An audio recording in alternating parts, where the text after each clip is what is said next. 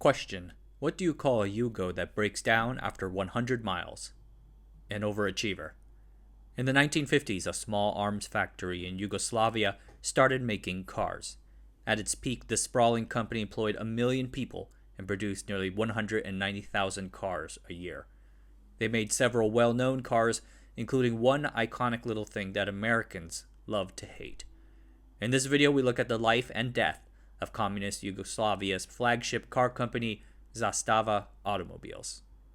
But first, this video is brought to you by the Asianometry Patreon. Early access members get to see new videos first and selected references for those videos. Early access really helps a lot, and I appreciate every pledge. Thank you, and on with the show. I mentioned Yugoslavia a few times before, but we should do an introduction. The Socialist Federal Republic of Yugoslavia was called Europe's most complex nation. It had 6 socialist republics: Bosnia and Herzegovina, Croatia, Macedonia, Montenegro, Serbia, and Slovenia. The capital city of Belgrade was located within Serbia. 5 large nationalities live within there: Serbs, Slovens, Croats, Montenegrins, and Macedonians. They spoke one of 3 languages: Macedonian, Slovenian, and Serbo-Croatian. The latter was the country's common language and itself has 4 variants. Yugoslavs practiced one of 3 religions: Catholicism in Slovenia and Croatia, Eastern Orthodox Christianity in Serbia, Montenegro, and Macedonia, and Islam practiced by the Bosnians and ethnic Albanians. Altogether, Yugoslavia is the same size as West Germany, but it is far less densely populated, with about 23 million people by 1991. Naturally, the geography is also incredibly diverse.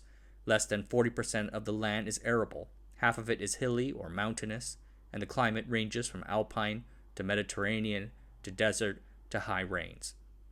The country has long been plagued by discontent between its various peoples, particularly those in its northern and southern regions.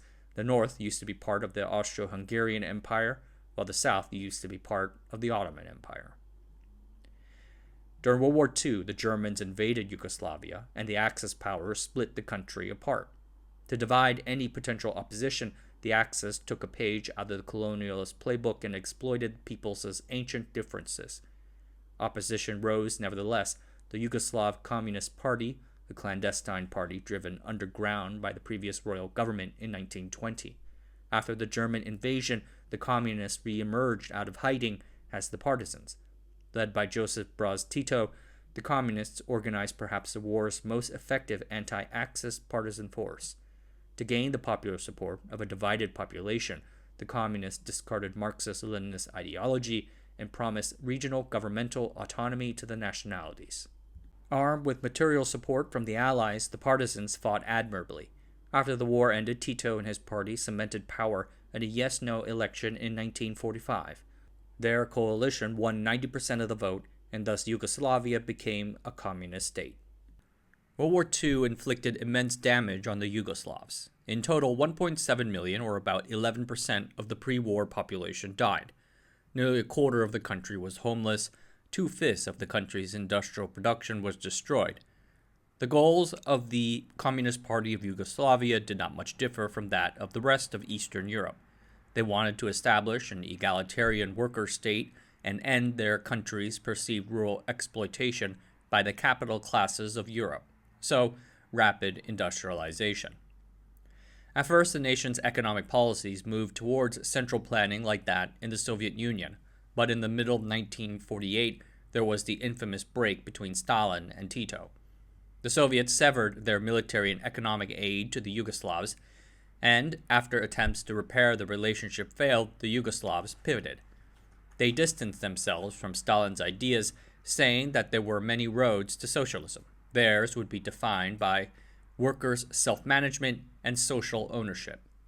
Stalinist-style collectivization and set output targets were abandoned. Enterprises gained the capability to run their own affairs through worker councils that managed assets allocated to them. In theory, this would make companies like cooperatives, though notably they had no ownership in the company or its assets. In practice, governments still exercise considerable control over industry and individual businesses. These new economic policies began to roll out in 1952. The American government recognized an opportunity and extended loans and donations to support the economy. They urged the Yugoslav government to pivot from producing heavy industry Leninist goods like steel, electric plants, and oil refineries, and instead produce, quote, mass consumer goods, end quote, like cars. Zastava, the name literally means flag, is one of the country's oldest industrial companies. The company was founded in the 1850s as a cannon factory in the city of Kragujevac, about 100 kilometers away from Belgrade. They then expanded into repeating rifles, produced in conjunction with the Germans and first used in the Serbo-Bulgarian War. Zastava has had a long-running interest in automobiles. In the 1930s, they assembled military truck kits from foreign car makers, the first kits from the Czech car company Praga and then Chevrolet. The 1941 German invasion ended all that. The Germans extensively bombed Belgrade, causing serious damage to the Zastava auto factory. It took some years after the war to get back on track. At some point during that time, the company amended its name from Zastava to Crvena Zastava, meaning red flag, presumably showing solidarity with communism. In 1948, Zastava attempted to restart its military equipment business, producing rifles and grenades, but then the government abruptly relocated those programs to the mountains of Bosnia. This was done to shield the military supply chain from a possible Soviet attack, and fair enough. Though it never happened, such an invasion was a real threat in 1949. But it also left the Zastava factory with nothing to produce, so the factory's workers voted overwhelmingly so, like 96% of the vote, to produce civilian cars. The factory's ambitions were supported by a powerful member of the Yugoslav Communist Party, an engineer and former commissar during the war named Mjalko Todorović Plavi. Todorović was a close associate of Tito himself. In 1953, he joined the Federal Executive Council, which essentially ran the federal government. He took a keen interest in developing the automobile industry and personally encouraged the Zastava plant to pursue automobile production. The plant raced with urgency to acquire technology and begin production, in part to avoid job losses and in part to grab share before other factories, there was a truck factory in Slovenia, could. In 1953, they struck a deal with the American car maker Willys Overland to assemble Jeeps, but that deal fell apart after only 163 Jeeps when Willys demanded a share of every Jeep sold without offering additional help. In August 1953, Zastava and the federal government issued a public tender for a partnership. The winner had to transfer full production rights for a passenger car made in their country. Several companies responded, sending samples of their cars to the factory. In November 1953, Zastava chose the Italian car giant Fiat. Fiat was then facing American challengers in its domestic market and was struggling to upgrade their cars to compete. In response, they sought to grab early footholds in countries considered to be quote-unquote under-motorized, countries that were somewhat developed, but have not yet gone down the path of mass motorization. In 1954, there were only 11,290 cars in Yugoslavia, about one car for every 1,500 people. For the first deal, Fiat offered the Fiat 1400 and 1900 cars plus a few trucks for transfer as well as some technical help. Zastava only had to pay a very low price of $560,000, or about $6 million today, in the form of parts purchases. The 10-year contract was signed in 1954. Also that year, Yugoslavia and Italy peacefully settled a long-running border dispute. The new commercial pact was held up as a sign of new cooperation between Yugoslavia and the West. At the time of the deal signing, the Zastava factory's director was Voja Radić. Radić was a great partisan tank commander and war hero during World War II, but he either lacked the administrative competence to carry out the deal or some other issues were going on, because he was then replaced by an engineer named Proslav Rakovic. As a manager, Rakovic displayed exceptional vision and drive. He wanted to turn Zastava into a world-class automotive hub for all of Comecon. He led a team of engineers across Europe studying automobile factories and compiling learnings into a book. In a series of deals in the late 1950s, he convinced Fiat to transfer over one of its most popular cars, the Fiat 600, and invest millions of dollars to construct a brand new factory to build this little car at scale. It was built against the wishes of several factions inside the Yugoslav communist government, which saw it as frivolous and wasteful. The factory was not allocated funding, so the cunning Rakovic got Fiat to fund it. The new Zastava plant opened in 1962. Their first big product was the Zastava 750 line, or the Fiat, based on that aforementioned Fiat 600. The nickname comes from a newspaper comic published at the time. They produced 1 million Zastava 750s from 1955 to 1985. The factory produced about 32,000 of these four-seater cars each year, but had capacity for 82,000. The company also produced a heavy-duty off-road truck called the Zastava AR-51, based on the Fiat Campagnolia. A sturdy little truck, it was produced for over 20 years. Supported by rising real incomes, government-issued loans, and high auto tariffs, these Zastava cars sold well. However, Zastava frequently faced issues with vehicle quality. Famously, Czechoslovak visitors at a 1961 exhibition in Brno ridiculed Yugoslav cars as being worse than even other Eastern European cars. Ouch. To this, Zastava often blamed its supply chain. The company made few of its own parts. In line with the politics of brotherhood and unity, Zastava cited its supply chain across the country regardless of how far they were from the core factory in Kragujevac. Supplies were being sourced as far away as the city of Kranj in Slovenia, 700 kilometers away. Logistical problems, erratic deliveries, and low-quality parts plagued car production and squeezed Zastava's margins.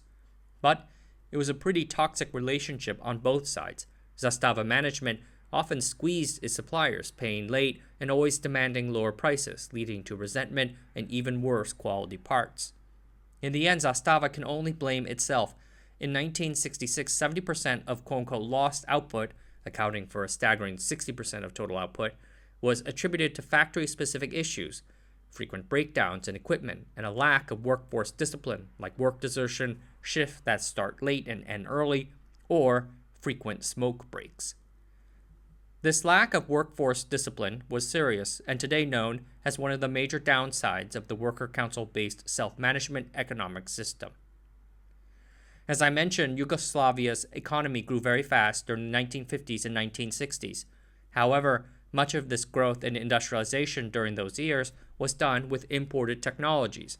High amounts of import caused Yugoslavia to run a growing trade deficit. This, along with high levels of foreign borrowing, drained the country of foreign exchange reserves. By 1969, Yugoslavia was over $2 billion in foreign debt. In response, the government began pushing practices to acquire more hard currency. Yugoslavs were allowed to leave the country to work. By 1969, Yugoslavs had 10.6 million border crossings and were sending back millions of dollars. The trade deficit, however, was over $1 billion a year by the early 1970s. In response, Yugoslav companies were instructed to export more. So Zastava collaborated with Fiat to produce the Zastava 101, or 7101 car in 1971. The Z101 sold well domestically, but consumers did not much enjoy it. It was originally called the Stojadan, which in Serbo-Croatian means 101. But drivers quickly dubbed it the Stojadin, which is a play on words meaning 100 troubles. Nevertheless, the Z101 was solid enough to be sold abroad in places like India and Egypt. Zastava struck a component-sharing deal with various Comecon countries like Poland, both cutting costs and producing sales there. The car was produced until 2008. Soon after the Z101's launch, the oil crises of the 1970s greatly damaged the company's finances, alarming the government. Rancor between Zastava management and government officials over the company's direction and goals eventually led to Rakovic's sacking in 1974. He was replaced by a politician named Milenko Bozanic. He restructured the company in an attempt to push the company towards larger social goals. Unfortunately, this also caused further declines in worker productivity. The company had to hire ever more people to grow car output. In 1979, Zastava produced the most cars it ever would, 186,000 vehicles, but needed 50,000 employees to do so. That is about 3.7 vehicles per worker, a number that would only decline over the next 10 years or so. To compare, General Motors that year had about 460,000 employees and sold 15.5 million cars, or about 34 vehicles per worker. And Toyota had 49,486 employees, producing 3.1 million cars, or about 63 cars per employee. After the Z101, Zastava's next big project was the infamous Yugo. This little two-door hatchback began as a replacement for the old Fiat, which was finally retired in 1985. Designed in 1978, the car was based on a 1971 Fiat design, the 127 and then the 128, but Zastava had a strong hand in the design specifications. The name Yugo had nothing to do with the name Yugoslavia, which literally meant land of the Southern Slavs. The car's original name was the Zastava 102, which makes sense since it came after the Z101. But they couldn't use that name in Western Europe because Peugeot trademarked the use of three-digit numbers with a zero in the middle for cars' names. So they changed it to Yugo, with a J, a reference to a southern moist wind that blows over the Adriatic. But the name has weird connotations in English and in Spanish means juice, so they swapped out the J with a Y, ergo Yugo. They added a 45 because it had a 45 horsepower engine. In 1980, Tito died of heart failure, and he left behind an economy that struggled to stay afloat between the oil crises and a global recession. Again, Zastava was asked to help the country export its way out. The Yugo 45 first entered production in 1980 and found its way to various Western European countries like Belgium and Holland. In 1983, they started selling it in the United Kingdom at a price of $4,600 or $14,500 today. There, it caught the eye of an auto importer businessman named Malcolm Bricklin. After making a fortune in the retail hardware business, he pivoted to car imports, founding Subaru of America in 1968. Bricklin decided to make the Yugo his next big project. In 1984, Bricklin's team went to Belgrade for negotiations with Zastava. His employees were shocked by the car's quality, calling it primitive and shoddy. A factory tour discovered thick layers of grease on the walls, damaged parts going into a finished car, and nobody observing common sense safety regulations. Yet Bricklin thought all these were fixable. The biggest thing to him was worker wages. A South Korean auto worker gets $3 an hour, Japanese worker $8 an hour, American $20 an hour. A Yugoslav auto worker at Zastava gets paid just 70 cents an hour. American congressmen later accused the company of using slave labor. Bricklin's team made a list of 600 product adaptations for the U.S. market, ranging from body paint to windshields to screws. Then in early 1985, Bricklin started marketing and selling the Yugo in the U.S. market. With a base price of $4,000, the Yugo was America's smallest and cheapest car on the market. By comparison, the imported Chevrolet Sprint was $5,151 and the Ford Escort $5,620. As Bricklin predicted, the price immediately caught people's interest. The first shipment of 4,000 cars arrived in August 1985, and over the next 3 years, sales grew from 5,000 to 50,000. Perhaps because it was so cheap and low quality, Yugo was often ridiculed. My favorite jokes are as followed. Question: what comes with every Yugo owner's manual? A bus schedule. How do you double the value of a Yugo? Fill the tank with gas. How do you make a Yugo go faster? Use a tow truck. How can you get a Yugo to do 60 miles an hour? You push it over a cliff. What do a Yugo and a ceiling fan have in common? They both have the same motor. What's the difference between a Yugo and a golf ball? You can drive a golf ball 200 yards. The Yugo was pretty terrible, but it actually did better than other cars of its class. That over 300 dealerships across the nation adopted it for sale is an indication of that. But sales started to falter in 1988, and the business Bricklin set up to sell the car filed for bankruptcy in January 1989. It was finally taken off the market in 1992 due to NATO sanctions, with 141,651 sold. If you want to learn more about the Yugo's epic time in America, I highly recommend Jason Vuick's book, The Yugo. The core issue was that Zastava was not making back the substantial investments it made into product development and production. Altogether, the Yugo and its follow-up Yugo Florida programs cost the company over $400 million. Combined with depreciation, researcher Michael Palaret estimates that Zastava lost $1 billion in total on these two programs. This was not unusual. Most of Yugoslavia's export fetched a lower price abroad than what they can be sold for domestically, indicating that the company converted expensive imports to cheap exports, the reverse of what it should be. And then there was Yugoslavia itself. The post-Tito government struggled to keep the country together. In 1992, Yugoslavia began to dissolve into separate republics. The early 1990s were a terrible time economically. Zastava was so economically desperate to reduce headcount that they offered employees a free van for leaving. And the breakup devastated Zastava's distributed supply chain. The factory could not get car parts, and moreover, the company lost its top geographic market, Croatia, which separated from Serbia after a bloody war. In general, the conflicts, wars, and sanctions that followed the dissolution of Yugoslavia was bad for business, capped off by a 1999 NATO bombing that damaged the Zastava factory. NATO apparently believed the factory was producing arms, though the actual Zastava arms factory suffered little damage. Repairs cost millions of dollars and put dozens of the company's suppliers at risk of bankruptcy. Zastava and the Serbian government plunged effort and finances into repairing the damage, which kept them from developing new products. The government still owns Zastava until 2008.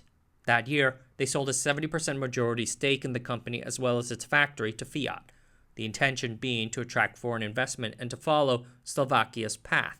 Korean carmaker Kia built a factory there in 2004 and has since turned the little country into an automotive manufacturing hub. At the time, the company was reportedly still selling 1,000 cars a month, the most popular being, of course, the Yugo car. The sale meant that the Zastava name would vanish from its home market, and the last Zastava left the factory in November 2008. Its market niche was taken over by Fiat Puntos. In the end, the gambit did not succeed, though, and in 2017, the larger Zastava Automotive Group filed for bankruptcy. The Yugoslav government's direction to export to generate foreign exchange is reminiscent of the export-led growth strategy in East Asia. Why did it not work? Zastava was plagued by low worker productivity, and the government's insistence that the company fulfill wider quote-unquote social goals kept the company from improving its productivity. And Zastava could not leverage what it acquired from Fiat and innovate on its own, forcing them to import ever more expensive technologies. The Zastava name is still around and retains nostalgia value as a simple car for the masses. It was the most complicated product that the Serbs have ever made. For decades, they made the cars that put Yugoslavia on the road, and I say that is deserving of pride. Alright everyone, that's it for tonight. Thanks for watching. Subscribe to the channel, sign up for the Patreon, and I'll see you guys next time.